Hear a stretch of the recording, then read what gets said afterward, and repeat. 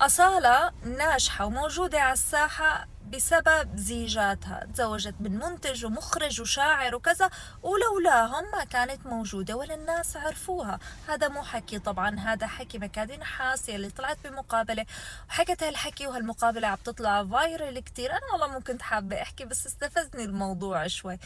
إذا هيك الحكي فأنا حابة أشكر اللي تزوجتهم أصالة، لأنه خلقوا لنا أصالة وعملوا أصالة يلي نحن بنحبها كتير، بننبسط بأغانيها وبنحب هالتوليفة هالكيان اللي اسمه أصالة. وعلى حب أصالة بنحب شام الذهبي. يلا روحوا، شو رأيكم؟ طيب يعني ما بعرف شو بدي احكي، بس هي بنرجع للفكرة. او في فيديو انا نزلت من فترة انه نحن شعوب عربية ما بتعترف ابدا انه في حدا ناجح غير بالواسطة او بفوق الاساطيح او بدعم او شيء. مستحيل هو ناجح لانه هو ناجح، هو ناجح بالحظ، ولو انعطيت حظه انا كنت انجح منه. يعني انا بصوتي هذا اللي بزقزق، يعني لو جابوا لي منتجين الدنيا رح يطلع مني شيء؟ والله ما رح يطلع مني شيء، لانه ما عندي صوت اصلا وما بدي يكون.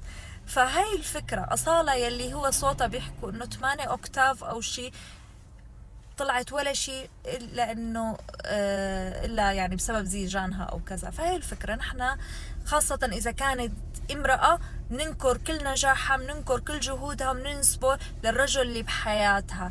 فهي العقدة الذكورية يلي ما عم نخلص منها ابدا.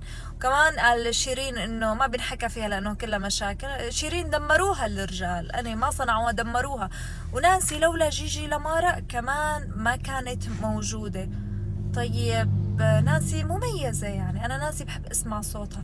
والشعوب العربية مدجنة حتى تصير هيك. نحن مش دواجن لنتدجن ولا حيوانات نحن لا يلعبوا فينا لنصير هيك.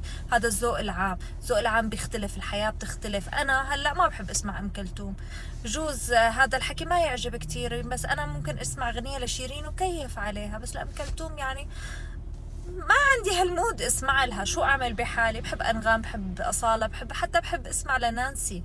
بس يعني اطلعوا من هذا الفكر، اطلعوا انه الناجح هو بسبب حظ، بسبب شيء خارج عنه. النجاح انت الاساس فيه، وكل اللي حواليك عناصر مساعدة. بس لولا انت ناجح وانت عندك الموهبة وانت عندك كاريزما وانت عندك القبول، مستحيل تكون ناجح. ومزبوط في اصوات كتيرة يمكن قلة توفيق، يمكن كتير اسباب ما صاروا.